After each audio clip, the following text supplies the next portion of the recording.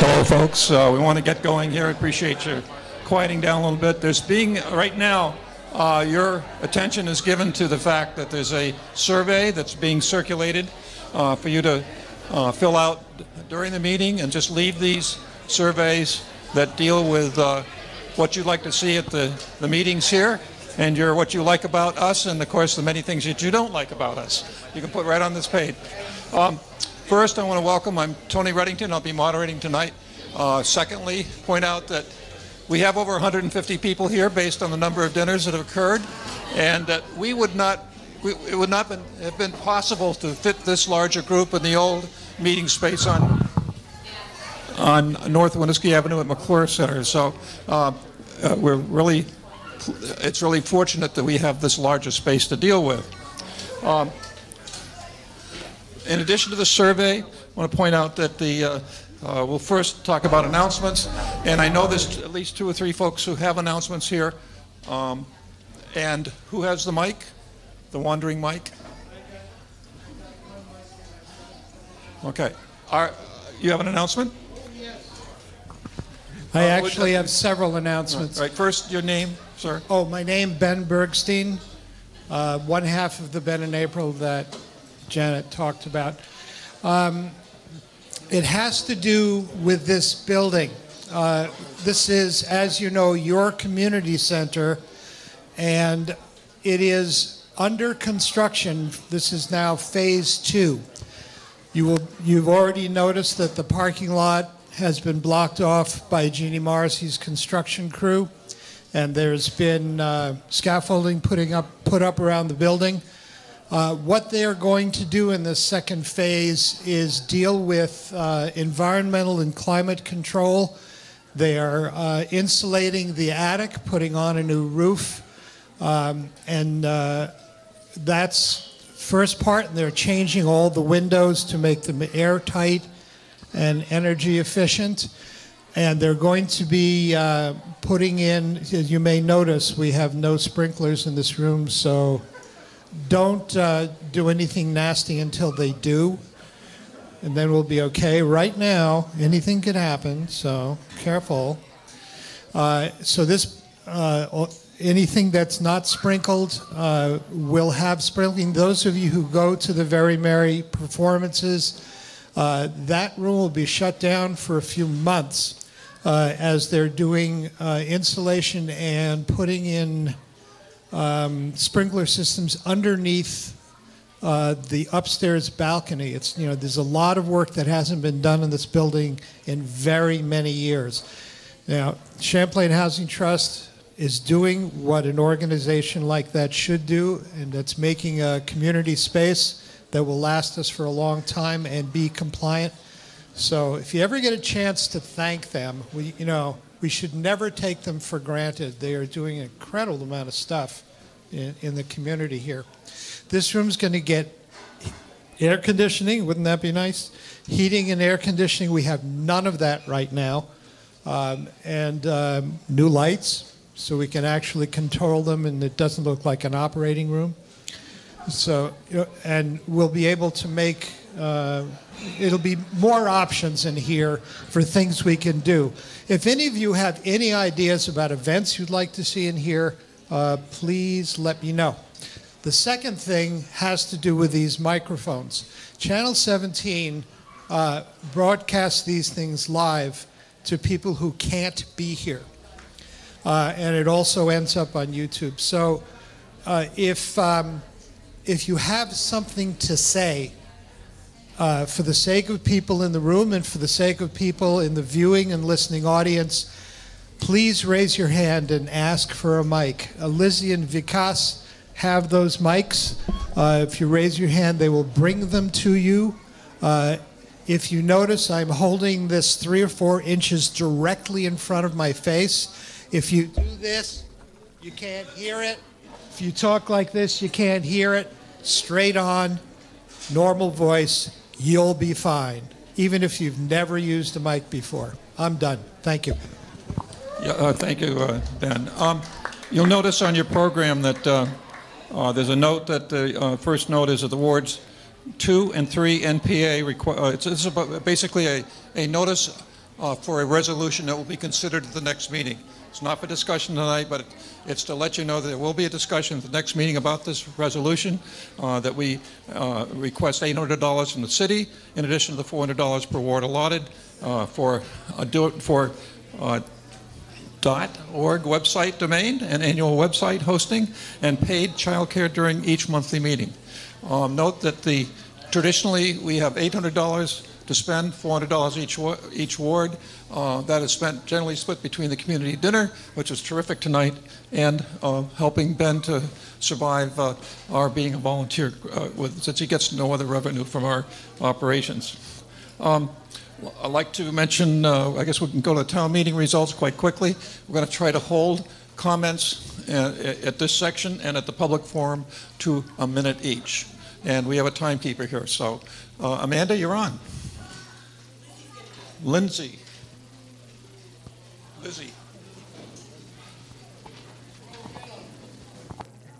Hi, I'm Lizzie. I'm one of the steering committee members. Okay, so for Central School District Commissioner, Jean Waltz was reelected.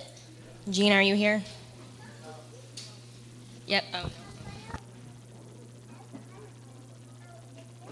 And then for your Central District City Councilor, we have Perry Freeman as our winner. Thank you for running, Perry. This is very exciting to have you on the City Council.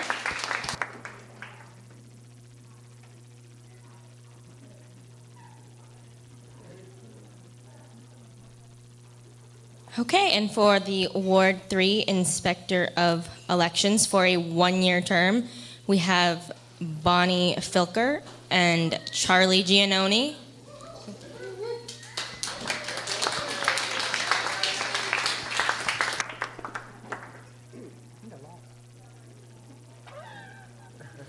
And then for the 3-year term, we have Barbara Alsop, sorry if I pronounced your name wrong, and Julia DiPietro.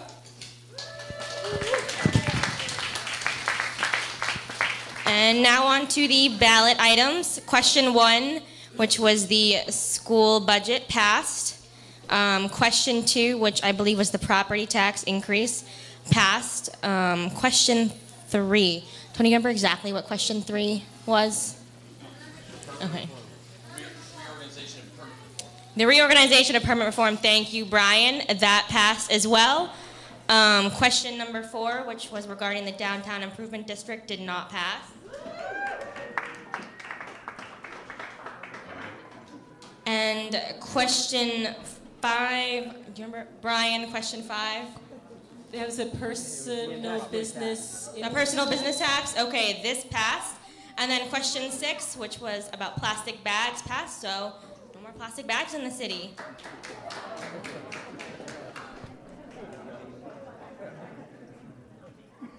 Thank you, Lizzie. We're now on to, that's the NPA announcements. We're going to move on to the public forum. And again, we'd like you to hold your comments to a minute, and we do have a timekeeper. So we'll start out. If there's extra time, we'll let you come a second time. Yes, and please give your name when you speak. Okay. Hi, everyone. I'm Perry Freeman. I'm the city councilor-elect for Central District, so Wards 2 and 3. We had a great turnout this year. We had increased turnout for Wards 2 and 3, which is really exciting, so thanks for getting out the vote. And also, thank you so much to so many volunteers and the candidates who persevered through a relatively freezing, icy, and cold campaign season. So thank you all so much. So, So the swearing-in ceremony is April 1st. It's at City Hall at 7 o'clock. At 7 o'clock. You're all welcome to come, anyone, members of the public. It will be exciting. There will be a State of the City address given by the mayor, people swearing in, nominating of the council president, these kinds of things. So please, welcome to come. And then beyond that, I, of course, have a lot of ideas, but I want to hear your ideas. So please just feel free to get in touch with me anytime, and I'm super excited. So thank you so much. Is there anyone else that has an announcement, or do we go right on to the next? Oh, okay. The lady in the second table here. Sorry. I have to finish chewing my delicious dinner. I'm Jess Hyman. I live over on North Champlain Street. And I just wanted to make sure that everyone knows that next month, April, is Fair Housing Month. So it's a celebration of the passing of the Fair Housing Act in 1968, which enshrined into law all of our rights to equal opportunity for housing for all. And there's a whole series of great events coming up. There's a renters' rights workshop organized by Melissa.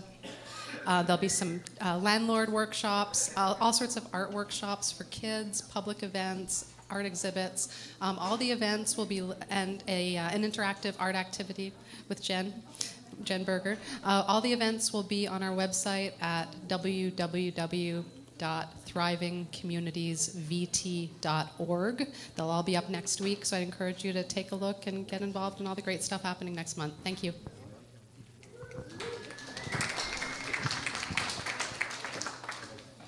Hi everyone, my name is Kristen Balshanot from Drew Street, and I wanted to let you know about a workshop that I'm hosting on May 4th. It's a Build Your Own Rain Barrel workshop with the Stream team. Yeah.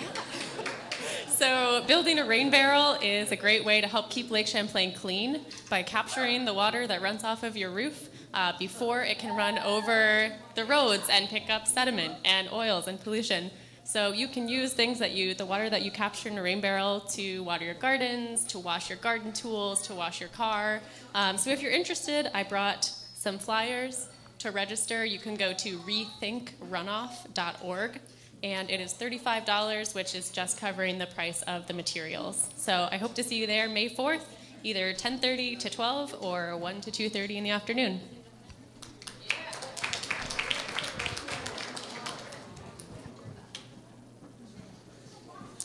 Hi, Alyssa Faber from Ward 2. I'm again going to tell you about the Winooski Ave study that's happening right now. Jacob's in the back with information. We didn't bring as much as we thought this month, but next month we should have all the alternatives and dates for public comment. But if you have comments or questions now, see Jacob in the back. Let us know what you think about what you want to see on Winooski Ave, what you're worried about changing, what you want to change, and we'll bring that back to the advisory committee. Thanks. Is there anyone else? Hi, Jesus. Hi, I'm Melissa. As Jess mentioned before, we have a renters' Rights Forum on the 27th of April, so I will mention it again next month. Hi.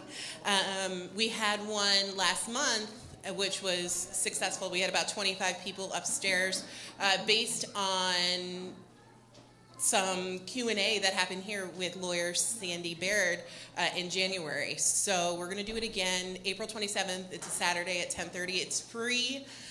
Just any questions you have as a renter, you get answered. Also, I've made some thank you cards for Jane Nodell, city councilor who served for a long time, and this is not partisan. Saying thank you is not partisan. So if people could sign these, and I will have them framed. Nothing fancy, probably from the dollar store. But if you could just sign whatever you would like to put on them that says how you feel, because regardless of politics, she served the Old North End for years, and it's a nice thing to say thank you for that. Thank you. I'm going to put them over here, and so please only sign on the front. Thank you. Thank you, Melissa. I think we're done with the announcements. We're ready to move on to the. Hi, Tony. Hi, my name is Mark, and thanks for having me. I'm at 1-8. I was at 1-8 last night. I stopped in here at 2-3. This is better than 1-8. So clearly this is better. Everybody wants to be here. I am the executive director of Justice for All, a racial justice organization. I recently relocated just over here into Ward 1. And I just want to make you aware of just one event that's happening in about 10 days from now. And it's called What Equity Looks Like 2.0. And I think I just got nervous because he held up the 30-second sign.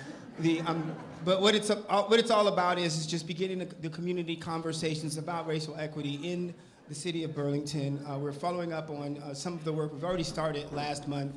We want you to be there. We're going to have a lot of chili. We want you to bring the kids. We want you to bring the condiments and bring an attitude. Okay, the 24th, that's at the First Congregational Church at 3 p.m., and we're going to go until 6. All right, thanks.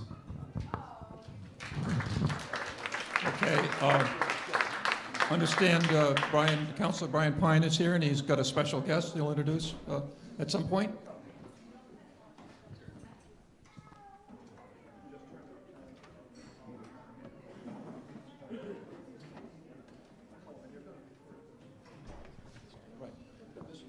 Yes, I will. Yep. Okay, so I've been allotted 15 minutes. I hope to do it in half that time. Efficiency is important. So a few updates.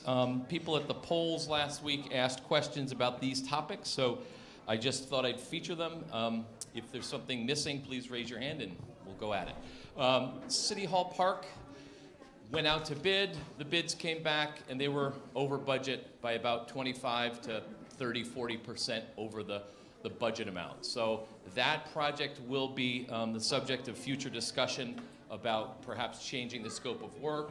I think there's a fair amount of conversation the City Council and the administration will be having as we go forward. As you know, that didn't end up on the ballot because it failed to receive enough votes. It was a 6-6 vote.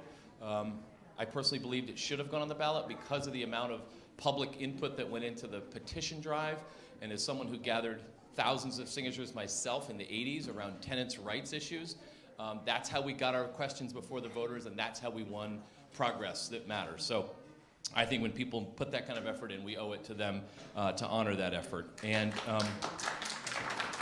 so the next item was City Place. Lots of folks came up and asked where it's at, and honestly, other than the information that was released in, I believe it was January, when the developer came, Brookfield, in a public session, there's really not a lot of news other than their commitment at that meeting was to recommence the construction when the weather is, when the snow has cleared. So stay tuned on that. I think obviously the players involved in that, they have a lot of motivation to move that thing along. The sale of Burlington Telecom, as you maybe saw in the news, the sale finally occurred to a company based in Indiana. Schur's Telecommunications. The new company is called Champlain Broadband, but I think they're going to continue to operate as Burlington Telecom under the trade name. There's a lot of details. There's about between 15 and 20 documents. Some are easier to read than others. On the City Council website, which is Board Docs, if you want to see a ton of information and try and dig in a little bit to what transpired, it's on the City Council website or the Board Docs portion of the website from the meeting that just happened on the 11th. So it's all there. Please, if you can't find anything, though, I will look for it and send it to you. Please ask me. A couple people came up and asked about the idea of regionalizing our airport from a city airport that's located in another city, but with a governance board that is predominantly Burlington appointed officials and a couple from South Burlington.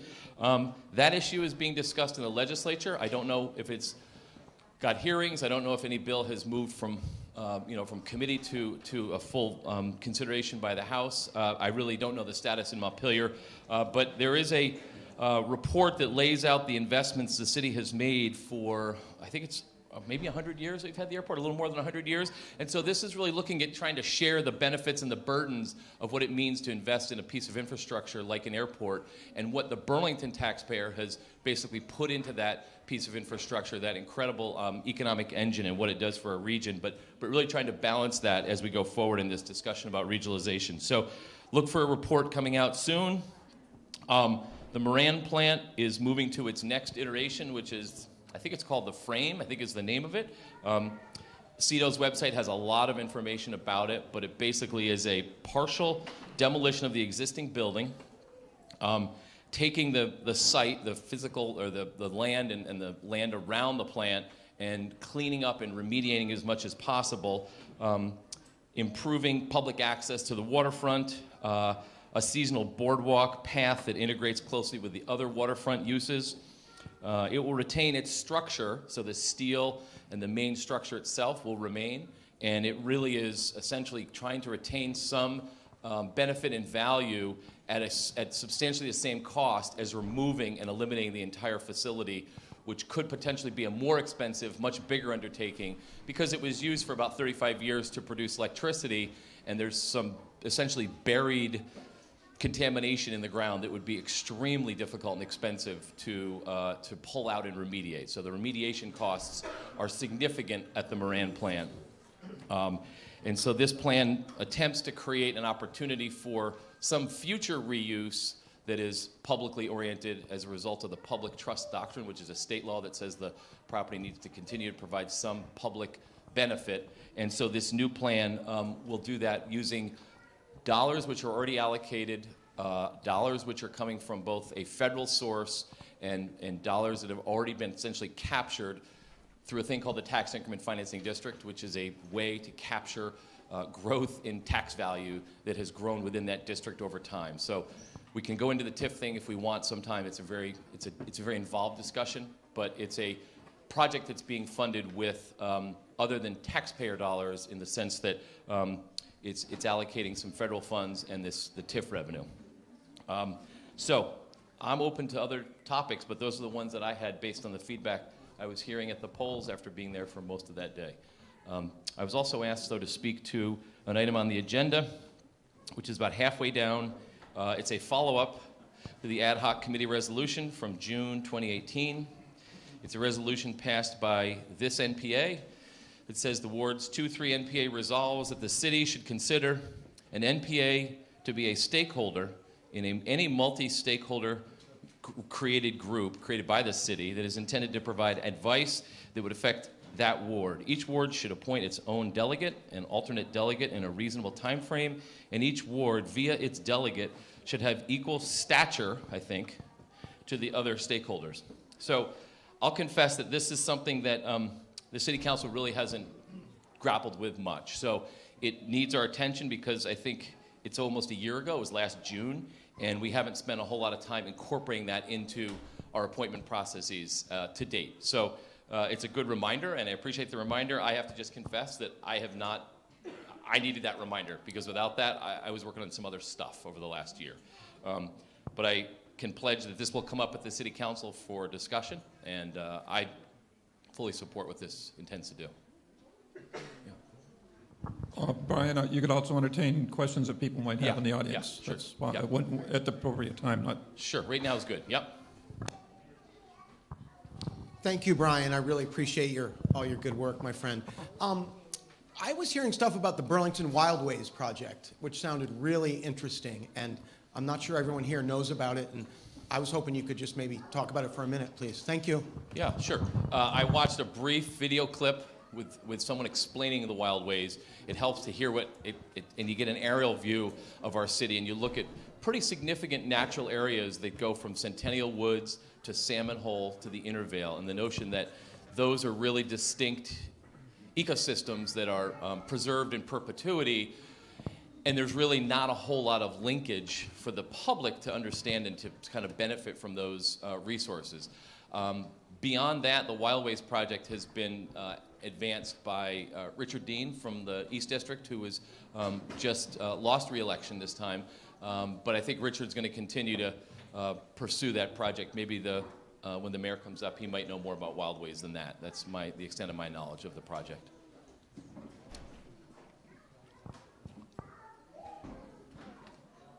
More? Any more? Carol? Perry?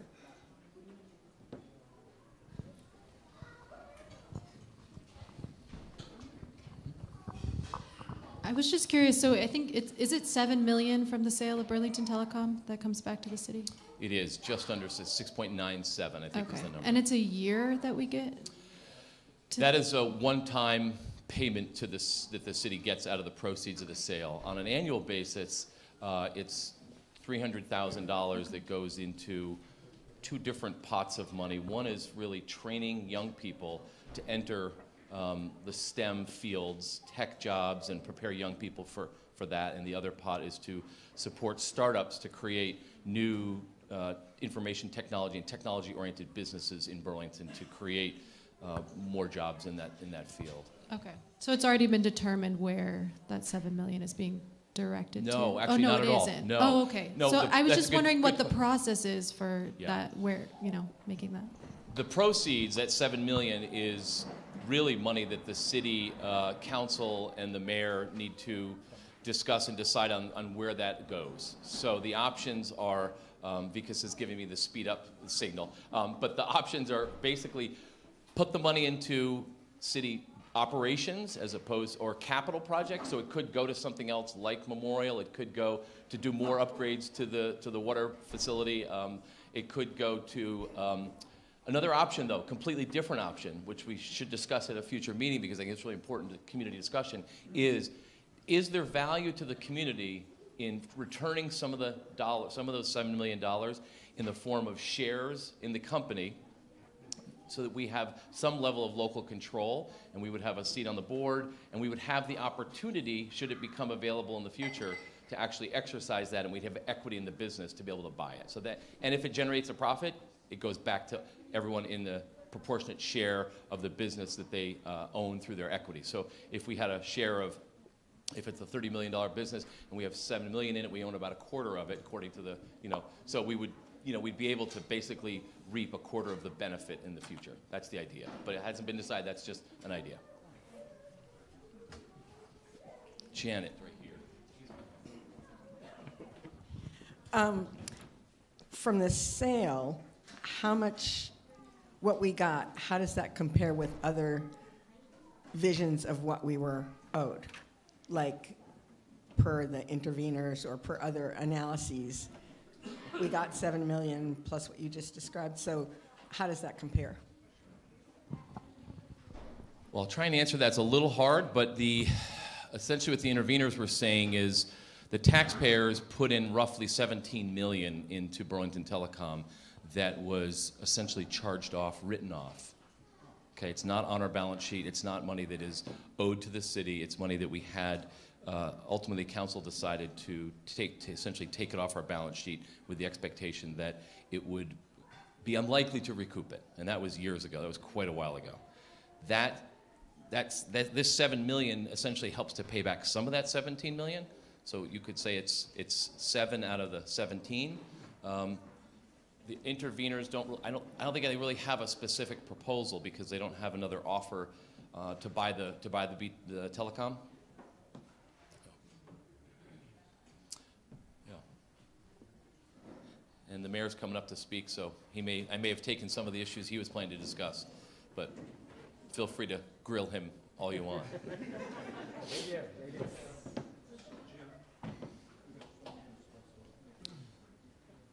Would you like me to hand it to the mayor? Yeah. I think, good time, bro. Okay, yep. Great, thanks, Brian.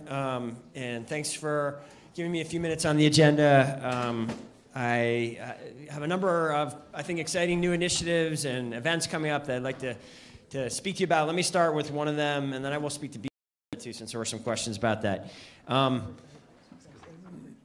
We have just opened applications for this first ever city, we're calling it the First Steps Scholarships Program. This is high quality childcare opportunities for low-income families for your infants and toddlers. So there's a summary of this program that is on this page. It's in multiple languages. I've left a bunch of them on the back corner here, and you know, we're very excited. I know Councilor Pine's excited about this as well. We have been working towards this for years. It has really long been one of my hopes that we could do something about the fact that we have a huge gap in opportunity for children in our country between people who, kids who get the right opportunities in their first 1,000 days of life and those that don't. And high quality childcare is perhaps the best public investment we could make to try to minimize that opportunity gap. And yet we as a country put less public money into those early years than just about any other, pretty much any comparable country in the world. There are very few local communities that really do anything directly about this issue. Burlington, with this program, which the City Council has funded now for the second year in a row, is really in many ways at the kind of vanguard of trying to work on this at the local level. Last year, you may have heard about these capacity grants that we made to the YMCA project and to the Sarah Holbrook Plan project and to a couple other smaller projects that are going to bring online or help bring online more than 60 new high-quality childcare slots over the next couple of years. We're now shifting into a new phase of this early learning program, this First Step Scholarships phase, where we will be granting at least 20 scholarships to kids that qualify. And again, the qualification information is on this page. And this is for childcare opportunities starting in the fall. And this is a year-long grant. The grants are as much as $6,000. And you have to be a Burlington family to be eligible for this. You can use the scholarships at any high-quality childcare center in the area, but you have to be a Burlington resident to apply for it. So, and then here's the key information that I almost forgot.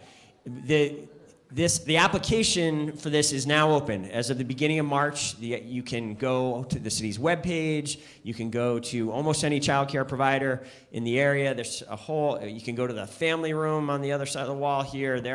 We actually have a small contract with them to help get the word out. And the application period is open until April 5th. It is important, if you know someone who's interested in this, that they apply by April 5th. If we have more than 20 applications for qualifying kids, there will be a lottery to determine who gets this. We hope to be able to build this into a more comprehensive program over time, but we're excited to be able to take this first step. All right, a couple other quick things. Also at the back of the room, you may have seen this if you went to the polls on town meeting day. Inside the annual report is our first ever equity report. This comes out of a commitment, a promise I made in the State of the City address last year, and I'm glad Perry invited people to come. It is a great public event that encouraged people to come out, and then we have a kind of a community event afterwards, a party that everyone's invited to as well. And last year in the speech I committed that we would use our BTV stat capacity, this data collection and analytical capacity we've created over the last couple of years, and put it towards creating equity metrics in every department. We think the team has done a good job with this first year of it. It's definitely it's a first time. We hope to improve this with each ensuing year. So if you have any feedback for us on this first report, let us know. Here's the 2 events that are coming up.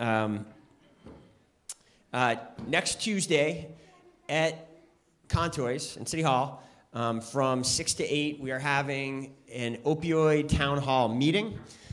This is an event that we did one kind of like this a couple years ago, but this one has 3 national experts to come in and speak to what is going on nationally with respect to the opioid epidemic. And then in the second part of the event, we're going to have a number of local experts sit with the national experts and talk about trying to apply those lessons to what's going on in Burlington and talk a little bit about what's going on locally, which finally we have some hope about it. Maybe you've seen the recent data came out that we actually cut in half the opioid related accidental overdose deaths from 2017 to 2018. If you're interested in hearing more, come out and join us. And then last thing, Tony won't want to cut me off on this because I think this event, I expect you'll be at, Tony. On April 17th, we are having a mayor's book group, which is something we've done a number of times. It's been about a little while since the last one, which is a partnership with the UVM Humanities Center, and we are going to discuss the book Street Fight, which is written by Janet Sadiq Khan, who is really the transportation commissioner who is responsible for so many of the innovations in New York City. You can get free books at the mayor's office or at the library, and we hope you'll join us. Thank you, Mayor. Appreciate that. And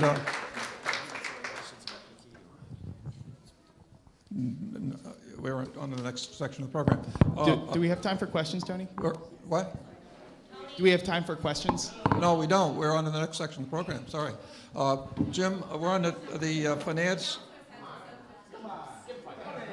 Oh, they've had 15 minutes. I'm sorry. It's scheduled. Tony, we're ahead. And we're... I see. We started early, so we're in fact on schedule at the moment, and we'll get out 15 minutes early. So, unless... Take a vote. It's not a question of vote. It's a question of who do we extend first? Car share or state representative report or whatever. What I'm hearing you say, you want to go to 8:30. That's what I'm hearing. So my question is really quick, just to Mayor Weinberger, about the early education scholarship grants. Is that a 1 year, or does it extend for the 3 years of early ed? This is, the scholarship is a 1-year scholarship. We do expect this to be a recurring program. This is in the budget now in a structural way, and in fact, we hope to grow this over time using other sources of money. And there will be, if you qualify, if your child is young enough to qualify for future years, you will have a high likelihood of renewal, is my understanding of how it's going to work. That's really cool. Thanks so much. Great. I just wanted to know how that's what outreach is being done for that. Great. Well, we are trying to blanket it in every way we know how. We have put this information at all the child care centers in Burlington that are qualifying centers, and they're helping get the word out. The family room, I don't know the details of it, but the family room has been hired to help us spread the word through the populations that they're working with.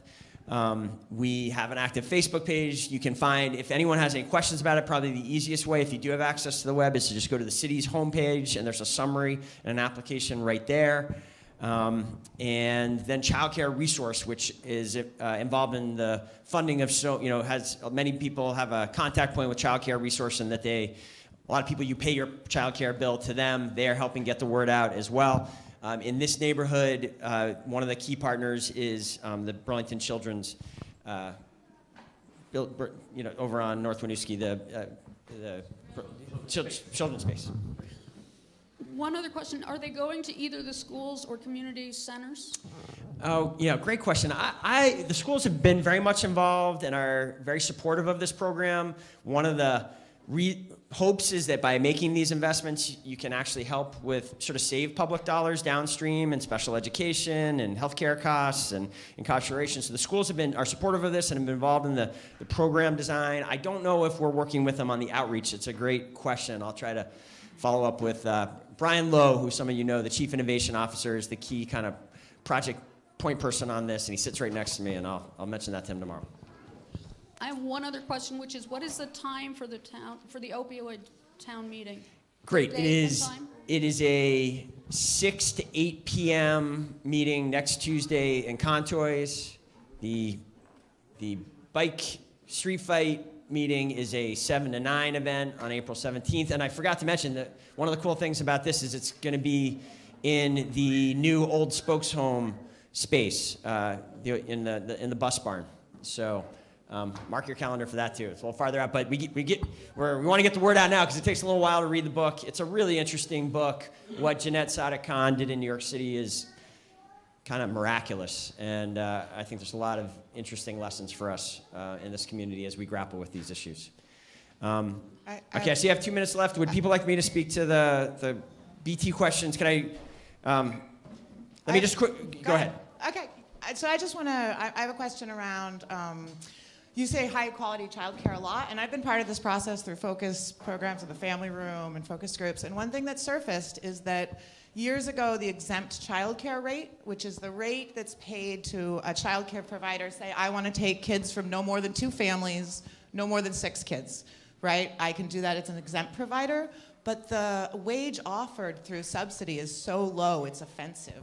So in the past, I had a wonderful neighbor, stay-at-home mom, young children, couldn't possibly ask her to take care of my preschool and infant and toddler because it was like less than $100 a week for full-time care at the subsidy level. Has that surfaced? Yeah, that has been right in the heart of the way this program has been designed is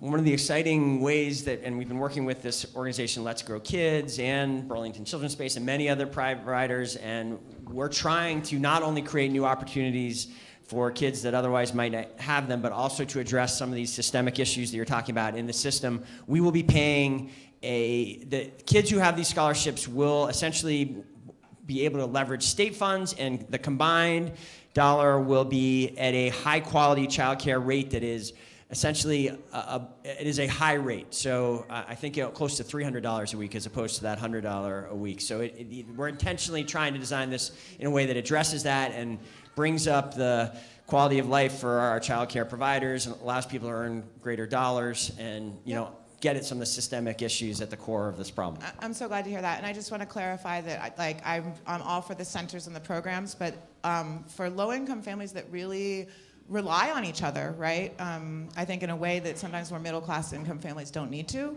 That exempt position, which is kind of separate, right? And I don't think these scholarships would apply to, is kind of a separate issue. And I encourage you to take a look at how small, independent, exempt providers can help fill the gap and how we could support them to be higher quality programs as well. A lot of bang for the buck there. It's underutilized. Excellent. Thank you. Great, thank you. Thank you, Seeing Mayor. the time's up section here, so thank you all. Yeah, you've got an extra 10 minutes there. You did well. Okay, the next is actually Jim Lockridge is going to speak about the whole issue of resolutions in terms of pay for and the efforts of our NPA to get more than $400 for each ward. That's a project that's been actually efforts that have been talked about, and the all wards have been pushing towards now for almost 2 years. Jim, you're on. And you can keep your own time, okay? I've done that. There's a group that meets called the All Wards, and it's comprised of steering committee members from the NPAs across the city. And they don't meet on a regular schedule, but you can see the minutes and agendas, I expect, on the CEDO website, on the blue side navigation. If you're curious about what's been discussed at the meeting on Tuesday that I'll talk a little about, or previous meetings. And on Tuesday, the conversation led to a resolution that picked up the thread of a previous resolution. Last year, the All Wards resolved that they would like to ask the city for $2,500 per ward to support the NPAs. And we thought out loud that this would be necessary for NPAs to improve community engagement, to get the technology necessary to stream to people who are homebound for any reason. And that conversation was picked up again this week and ended up in a similar resolution that asked that the administration and city councilors support providing $2,500 to each ward NPA in the fiscal year 2020 budget, with the intention that each ward would be able to determine what it would do with those funds, assuming that they'd be applied in support of the NPA mission. It's really apparent to all the steering committee members that meet together at the all wards that every ward has a different personality and a different set of needs. And you recall that last June we had a big whiteboard up front and we talked about all the things that we might have an interest in pursuing in support of strengthening this NPA if we had the capacity for it. So the all wards proposed that there be an increase in the general support from the city financially of the NPA system. So that resolution is being delivered to the mayor and city councilors from the all wards desk, let's say, but everybody on all wards are steering committee members of NPAs. And this is an opportunity for us to say out loud whether, as an NPA attendee, you support the idea that NPAs be strengthened like this. So the question is, are you in support of a request of the mayor and the city council that NPAs as a system be strengthened by asking for $2,500 a year in support of each ward rather than the $400 we receive? Would you be willing, if you support, to raise your hand and we'll get a visual idea of how supportive 2 and 3 are? Thank you for that. And if there's anybody who prefers that the NPAs not receive this advantage of increased capacity, please know that your opinion is just as valuable, and that conversation is one that any steering committee member would welcome, and we would bring it back to all wards as well. And also, please, everybody feel empowered to speak directly to your city councilor, directly to the mayor, and let them know what your thoughts are on the NPA being supported in this way. I know you know that's how things get done, so I appreciate it. And that was the report. I have a minute left if there's any questions. Okay, thank you very much.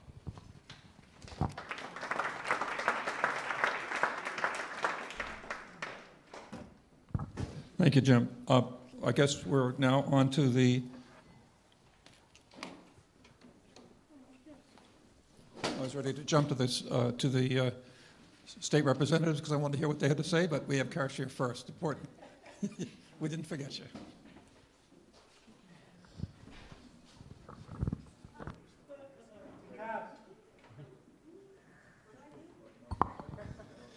Thanks very much for your time tonight. I'm Patrick Murphy. I'm the operations manager at Karshir, Vermont. I'm here with my colleague, Alicia Taylor, and my family, who's set a new record for being able to stay longer into the meeting portion of the agenda. So very happy to be here. We essentially, for those of you who don't know, Karshir, Vermont is a nonprofit organization that provides access to vehicles for many people, particularly here in the Old North End, who don't have vehicles or who just have the one. And so because of increased demand throughout the neighborhood, we've decided to make a request to the Public Works Commission to be able to add another vehicle at the corner of North and North Union Streets. I've got a background music too. It's great. So basically this says we've done a lot of great stuff over the last 10 years. We hope to do some more, and we think that having another parking spot in the Old North End can really help to meet that demand that we see.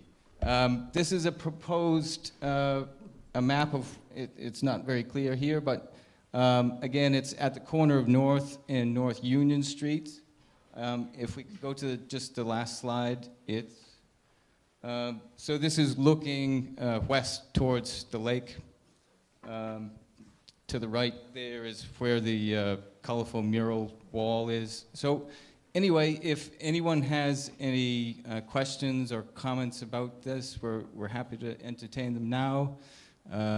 We have a clipboard here if people want to add their name in support of the new car share pod.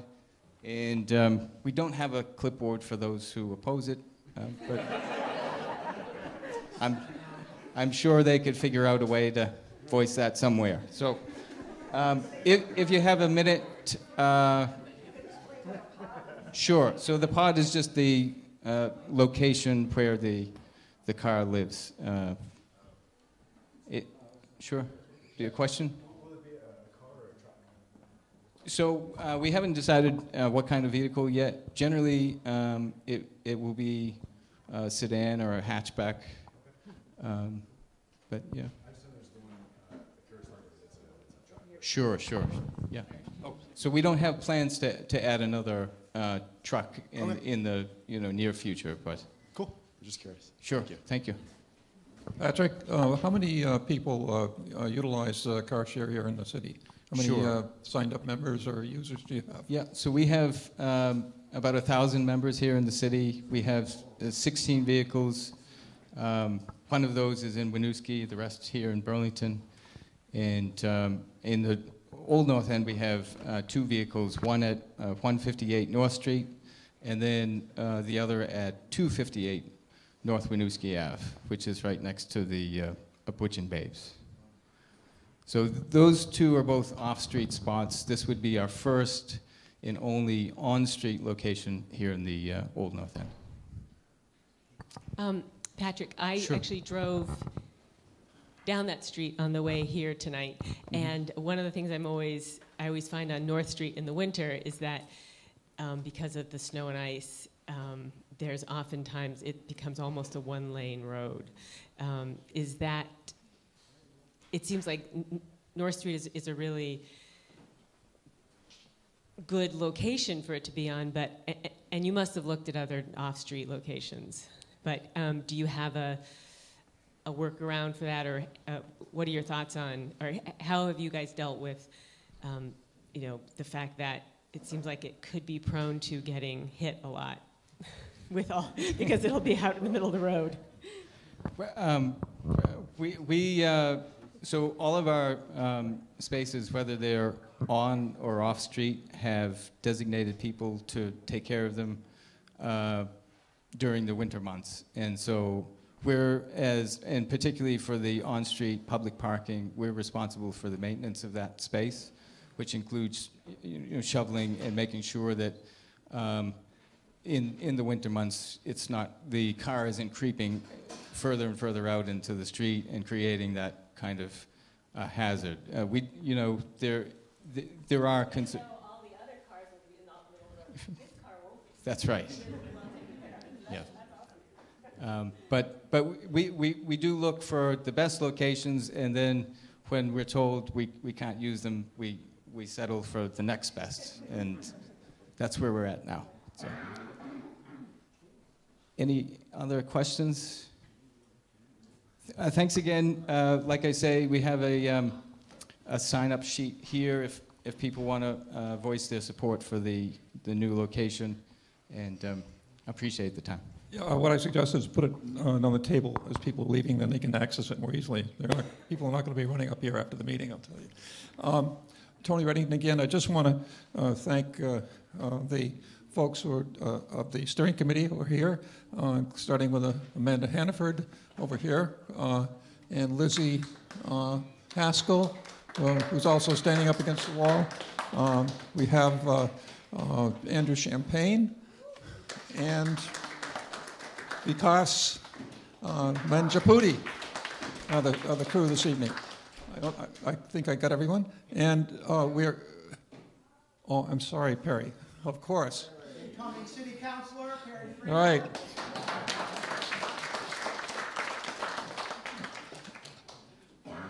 And I think we're ready for the last segment of the program, which are state representatives. You're going to have your full allotted time. I would hope that you would split your time up You have 30 minutes, I think, and split that up, 20 minutes, and you split it up proportionally. We don't need 30 minutes because it looks like only Kurt and I are here. So I'll start by just saying that is Jill coming?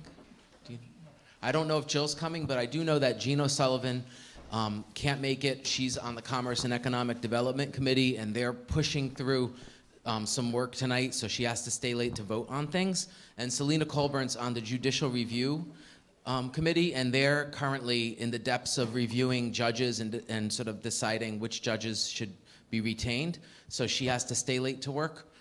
Tomorrow's crossover, which is the day at which the House and the Senate have to pass bills out of their committees. Otherwise, they don't go over to the other body immediately. They get stuck in the Rules Committee. It's like complicated stuff that I don't want to waste time on. But it means that we're under a crunch this week. And so I'm going to start, because Kurt's eating still, not to call attention to you, but take 5 minutes to eat. I'll start and cover the things that I was prepared to talk about. Maybe then Kurt could speak, and then we could answer some questions. So I'm on the Healthcare Committee. I don't know if I said my name. So I'm Brian Chena, for those who don't know. I live in the Old North End. I represent part of Ward 2 and then most of Ward 1. And so, no, I'm kidding. I'm also a performance artist. So I was tempted to make a plug, but I'm not. So I'm on the Healthcare Committee, and I don't even know where to begin. It's been an incredibly frustrating and disappointing year so far, to be honest with you. I won't turn this into group therapy, but it has been, it's been tough because some of us want to do really bold things, and it tends to be the system tends to work in a way where it wants to maintain the status quo. And so right now in the healthcare world, the status quo is in danger because of what's happening on the federal government. And when the federal government pulled out, it's sort of like a game of Jenga, for those who know what that is. I always knock it over quickly, but it's like a tower of wood, and you pull a piece out and try not to knock it over. And they pulled out an important piece of the current healthcare system, which is the penalty for the individual mandate, which is the federal law that's telling us if you don't buy a product from a company, we're going to tax you. And so, we're trying to pressure you to purchase a product. At least that's how I frame it. And so when that happened, it started destabilizing a bunch of things. And so what the Healthcare Committee has focused on this year is how do we stabilize the healthcare marketplace, So how do we keep the healthcare system from going backwards at a time when it's been under attack? So we heard a lot of testimony from different stakeholders, which is mostly insurance companies, to be honest with you. And everyone said, you need to make sure people keep buying health insurance. Because if everyone doesn't buy health insurance, then the price of health insurance for other people is going to go up. So we need to make sure, and it makes sense. Like if everyone was in one big risk pool, like if we had universal health care, then it would be cheaper. But no, we buy products from companies, and there's only 2 companies you can buy from on the exchange in Vermont, unless your employer gives you insurance, or unless you qualify for Medicaid. It's this complicated pile of wood, all delicately stacked and delicately imbalanced. And so what we focused most of our time on was how to keep the wood from falling over. So what we did is we looked at what the Affordable Care Act topic, the Affordable Care Act is neither affordable nor care, discuss, but the Affordable Care Act, those of you who know Coffee Talk from Saturday Night Live, some may not, okay. I'm getting verklempt. So what we did is we looked at the Affordable Care Act and all the pieces that had not been touched, and we had lots of debate and took lots of testimony and decided, let's create a Vermont Affordable Care Act. Let's put into Vermont law all the things that are currently in place so that our healthcare system doesn't fall apart as the federal government is unstable. And so we spent a lot of time, and there's a lot of pieces to that I don't want to get into unless you really want to know. One of the benefits was that as part of the negotiation, in the committee we have a committee with Democrats, Republicans, a progressive, and an independent, so there's like a wide range of views. we were able to tack on a few things. So I had presented a bill that looked at the affordability of health care, because a lot of people have health insurance that they can't afford to use. It's called underinsurance. There's actually a term out there, underinsurance. And so what this bill would have done is looked at the total cost of health care for people, what percentage of a person's income should be going to health care, including deductibles and co-payments and, et cetera. We tacked on a piece of that. So what's going to happen is the Agency of Human Services is being tasked, the Department of Vermont Health Access, with exploring how to make health care premiums more affordable in a variety of ways. So how to make it so that health care is cheap, more affordable for people to use when you need it. We're also looking at a cap on the co-payments for primary care for everyone. So right now, like myself, I pay $426 a month for a bronze plan that I can't afford to use. If I go to the primary care physician, it's like hundreds of dollars for them to just take my pulse and stuff, before the test. We're talking about that being $10 maximum for everyone, no matter what. Okay, so they're going to look at that. It's not guaranteed. It's just they're being asked to look at how do we make that happen so people can get health care when they need it, regardless of their plan. We're also looking at exploring a regional universal health care system. So we're asking the administration to talk to surrounding states like they did for family leave, and that plan is not so hot, and say, instead of, we've got family leave, we have a plan for that. But we're struggling with universal health care. So, governor and staff, why don't you talk to the other governors, and we'll talk with the other legislatures and try to create a regional universal health care system. So that got tacked on. So this health care bill went from being, we're just gonna preserve this stack of wood to, are there ways we can rearrange the wood better? That's my analogy. So that's what the healthcare committee spent the whole year doing so far. And I fought tooth and nail to have the penalty removed for the individual mandate, because I don't think it's fair to force people to buy a product, and I didn't succeed, but there's other stops along the way where that may happen still. But overall, this bill will stabilize the healthcare marketplace, maintain the status quo, and sort of poke around at these other options to maybe improve things. So that's the best we could do in this year. We haven't given up, some of us haven't given up the fight for universal health care, but that's the health care report. So it's almost time for Kurt. I'm just gonna give you two brief updates. That's my committee report. Just two bills, two areas of interest that I've been working on that a lot of progress has not been made, but at least things are stirred up, and I think you should know. One is the Zero Waste Economy study. So the Natural Resources Committee has been bogged down, and this is a theme in the legislature, with maintaining the status quo, with figuring out Act 250.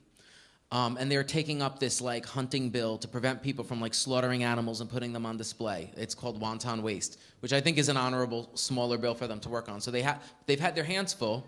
They haven't started any work on the Zero Waste Economy study, but there's interest. And what's cool is that the more that people outside of the State House learn about it, the more they're coming around. 350 Vermont is now helping us, Vermonters for a New Economy. So all these advocacy groups and activist groups are starting to line up behind this effort. So it's my hope that if we keep that momentum going, we may actually see something happen next year, or it could happen this year and just have to wait till next year for further action. So that's an update on the Zero Waste Economy study.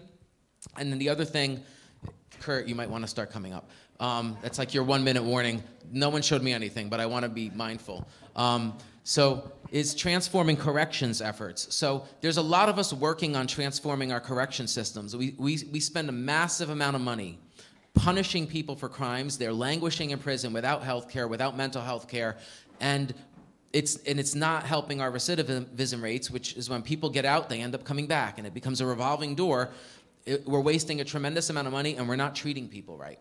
So there's many of us working to change that on a variety of bills. One thing that I'm proposing that is meeting resistance, not surprisingly, is to turn the correction system completely into a treatment system, and to treat, completely. And so, thanks. So I appreciate the support, because it's been tough. There's no motion in the committee on that, but once again, people outside of the legislature, advocacy groups, are saying yes. State workers, we hear from the state workers about the working conditions that they're working under and what they're seeing and the impossible situation they are in and inmates are in. And so we're putting humans in an inhuman situation and expecting that to make people better. and we can do way better. And if you want some examples of what we're looking at, I see 15, wow, he's getting down to the wire, 15 seconds. Now I am getting warnings. If you want some examples of what we could do better, look at what Norway is doing and look at what North Dakota is doing. I tried to get the committee to watch the videos, and they wouldn't let me show the videos, which is, because there wasn't enough time. So now it says time's up. So on that note, Kurt McCormick. Yeah. Before Kurt stops, I have to apologize that I was supposed to let Brian know, and also Kurt, that they're supposed to provide half their time for questions so that we can have a chance to talk and explain our concerns to our state representatives. But we'll try to make sure we do that next time. What time do we start? You got 10 minutes, and we save 10 for Kurt. And we have 10 for questions? Okay. So we'll do the questions together? No, there's no 10 for questions. You've had your 10 minutes, and now he gets 10 minutes. Spend 5 minutes discussing. It's 30 minutes on the thing.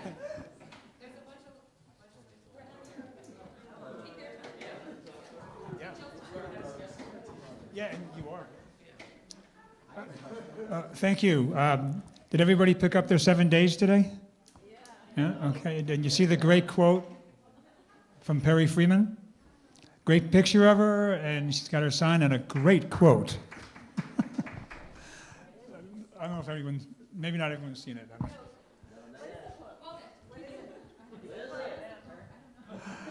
I don't want to. It was that article about me personally, my personal, and the quote was something like, "I get so excited talking to Kurt." It was something like that. So, okay.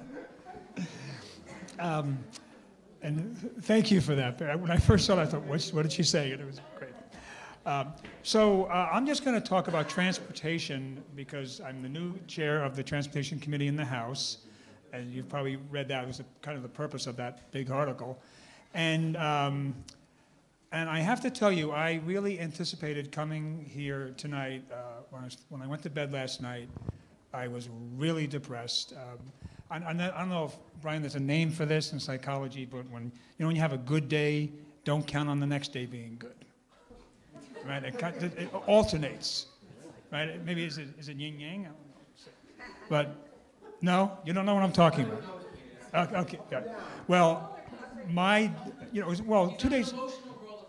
Yes, 2 days ago I had a great day in committee, and then last day, yesterday, it was terrible, and today it's a lot better.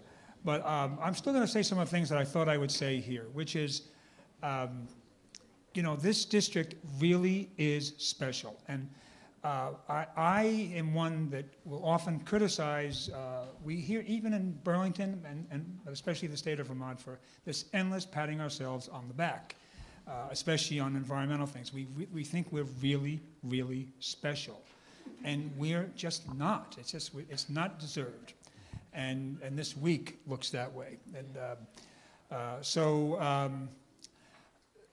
for those who haven't seen the study I did of this district, please get in touch with me, and I would love to share it with you. There's 9 elements I found, and my favorite one is that 31.5, rounded off to 32%, of the households in this district have no automobile. That rivals other large cities in the country. There's other things like that. 24% of us walk to work. You don't realize how much above the national and the state average that is. It's above, by far, the Burlington average.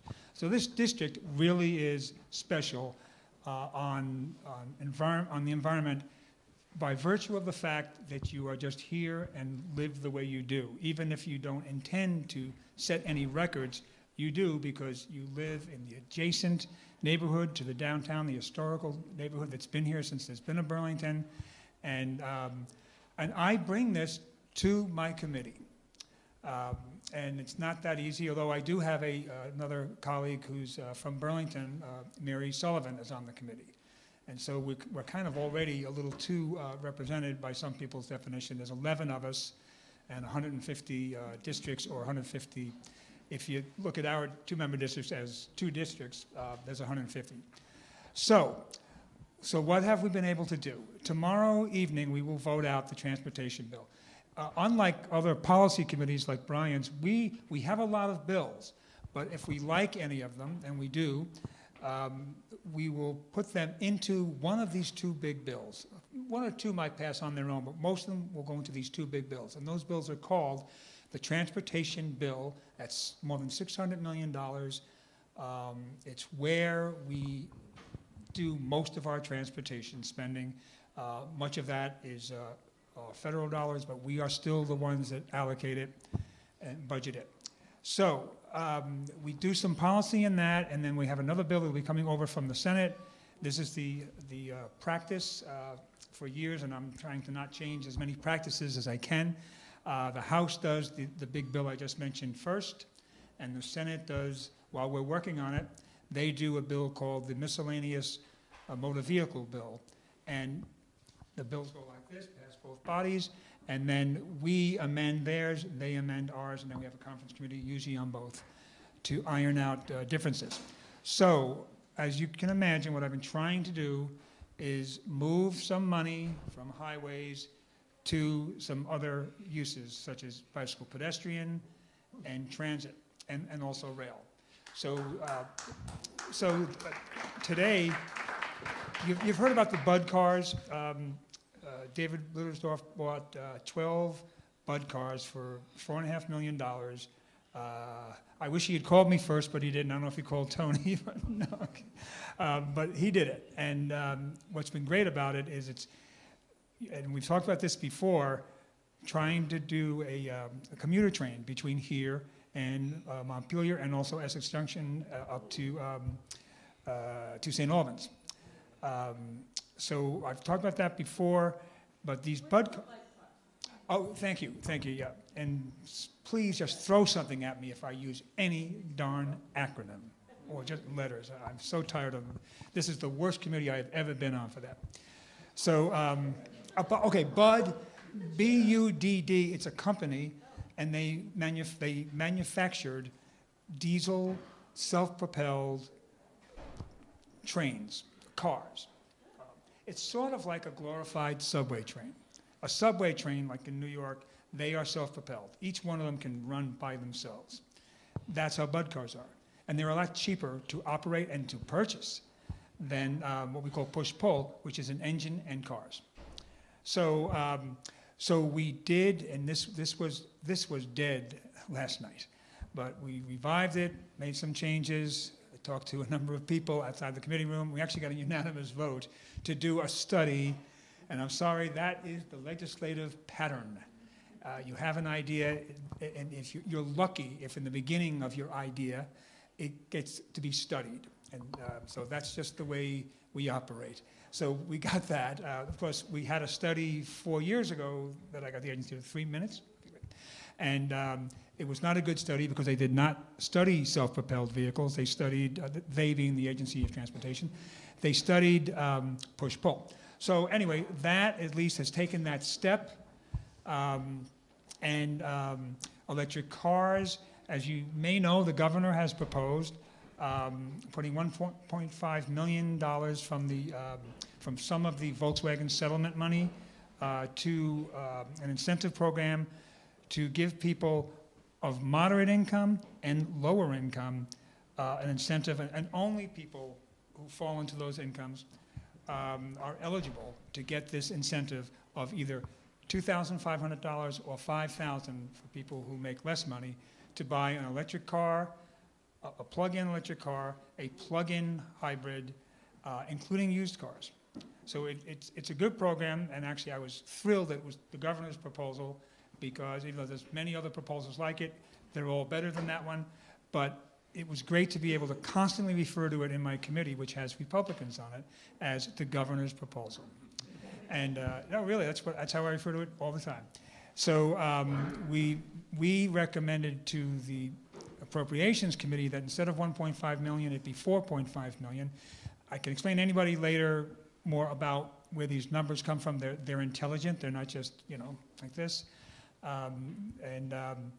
And that's going to be tough to keep, as Brian was pointing out. All these things are difficult because we have a governor that won't raise any revenues.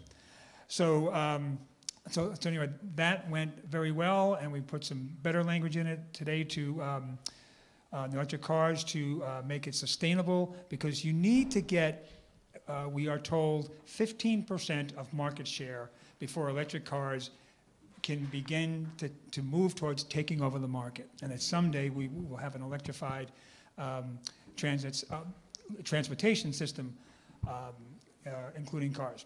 And speaking... Oh, is it too? It's that high? Okay. All right. Well, it needs to be 15, we are told, before you can withdraw subsidies and incentives. And the market will take over, prices should drop. And if that doesn't happen, we need to revisit it. We also have, I have 30 seconds. For transit, we also have in one of the other Volkswagen settlement money, we'll be purchasing 6 new electric buses and 2 electric school buses with the first installment of that money. Thank you.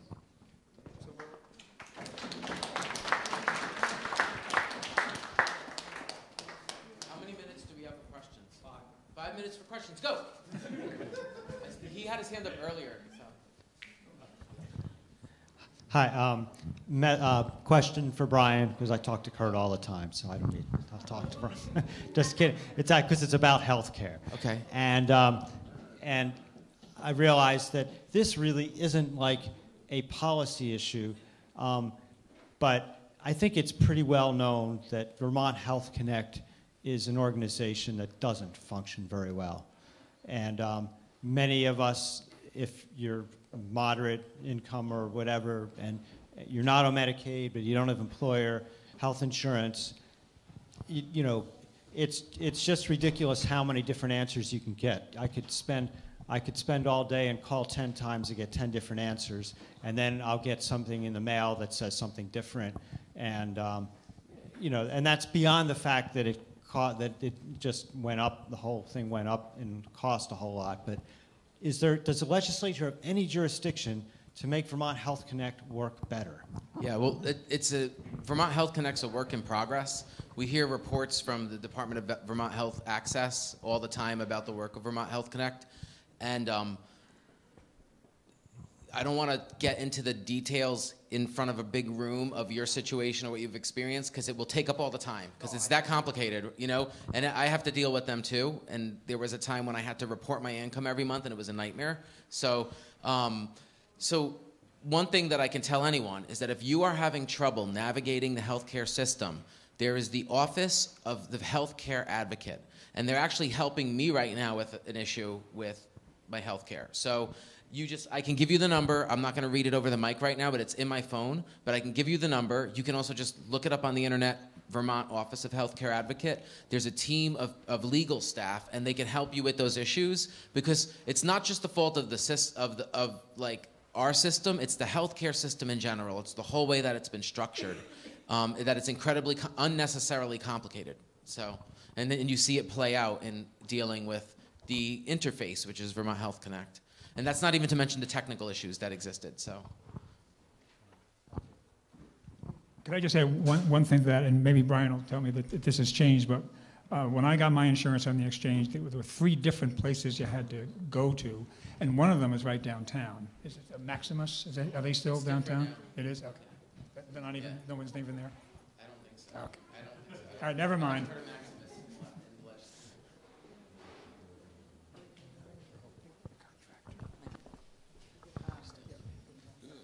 Oh, you were choosing someone. I'll ask a question of Kurt about your University of Vermont trustee. Well, go ahead. You were. Okay. Since we're on the topic of healthcare, I want you, if you could, to speak about the Medicaid, Medicare, and reimbursement rates, which is similar to the question that was asked about childcare also. And nationally, we have a nursing crisis, but certainly there's a very, very serious nursing crisis here in Vermont. And I wondered if that was part of the, and I love the metaphor of the Jenga, thank you, because that really worked. Because the nursing piece not just in-home nursing, which obviously our family is dealing with, but we have an aging population in Vermont. We have a major nursing strike that just happened at the hospital. You know, I think there's just the issue of nursing is a key piece of that healthcare Jenga.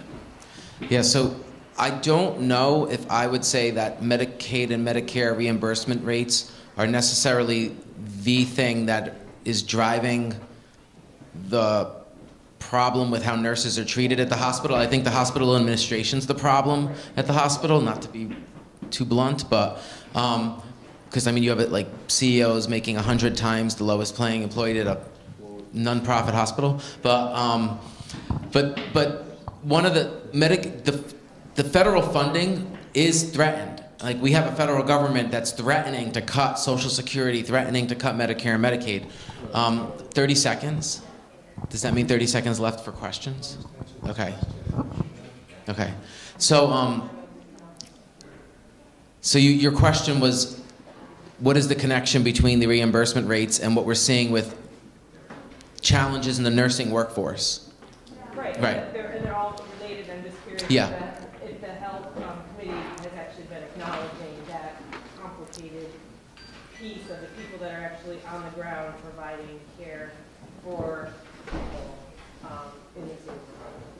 Yeah, we in this year, we haven't heard a lot about the workforce issues. One thing we did do related to the workforce, though, is that there's this unfunded mandate, which is the legislature says to these community groups, you know, like the designated agencies, for example, and the specialized service agencies, that they have this mandate to provide services to people, but then we drastically underfund them. The healthcare committee recommended to the appropriations committee that we fully fund the designated agencies for the first time in Vermont history, and we also recommended that we fully fund Pathways to Housing's efforts to provide universal housing options, but what we're hearing back is that there's not enough money.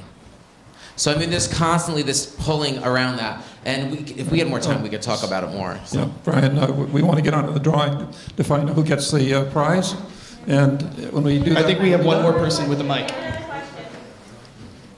I'll make this really quick. So my question is there any traction for increasing bus service to Winooski and the North End, and if not, why not?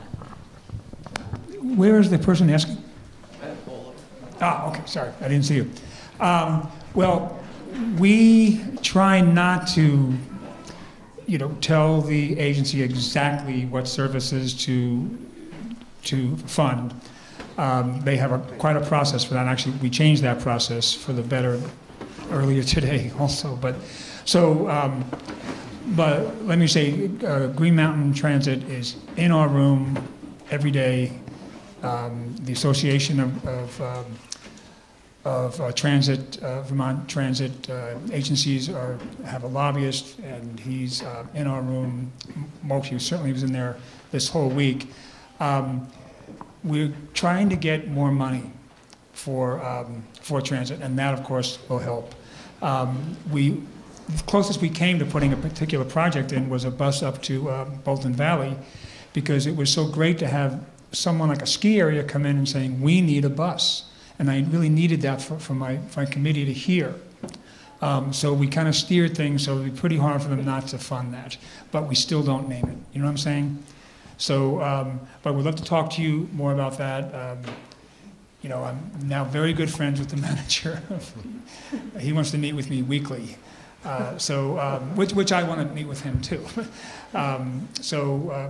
Sometimes what we can do is just have some influence on decisions like that without actually putting it in the law. So I can't tell you that, we've done anything specific on that.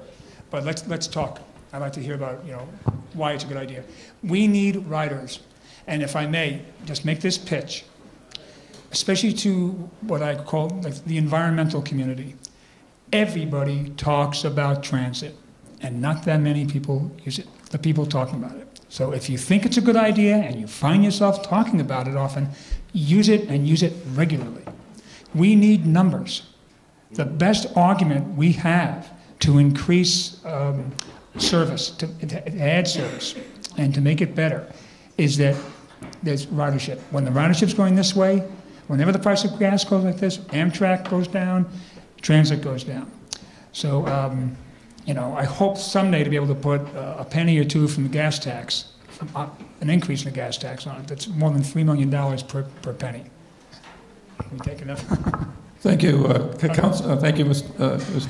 Kurt and Brian. Just one point is that I just did a count. It's about 90 people here at this moment, which is pretty sizable group.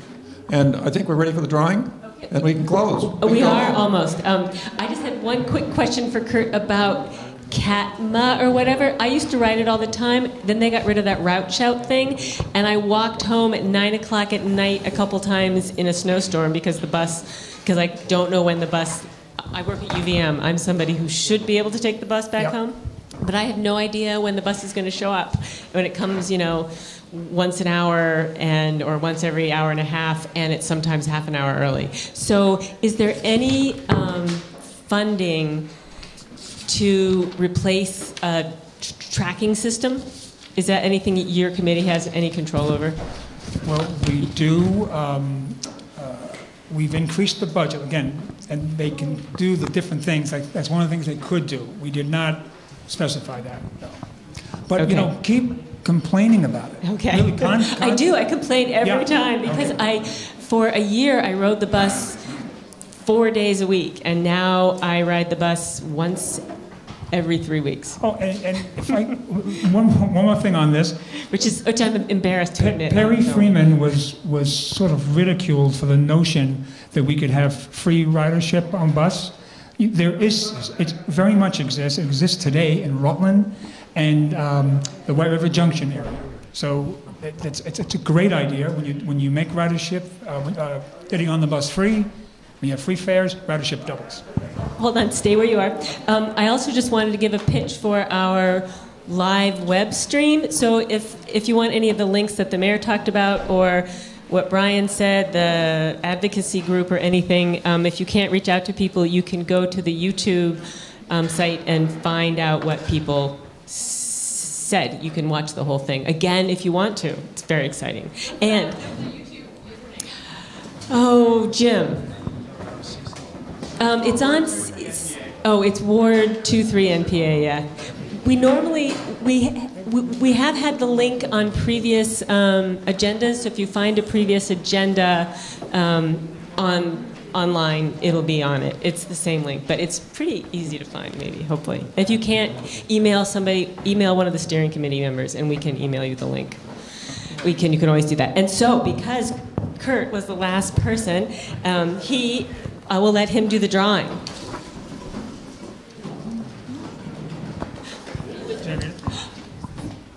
Thanks for coming. Liv Pena.